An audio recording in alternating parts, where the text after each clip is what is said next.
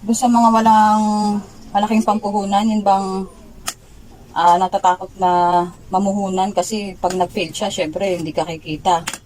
Tapos panibagong gastos na naman, di ba? So ito na yun guys.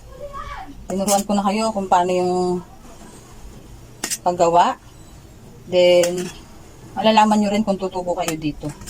Sundan nyo lang to guys, promise.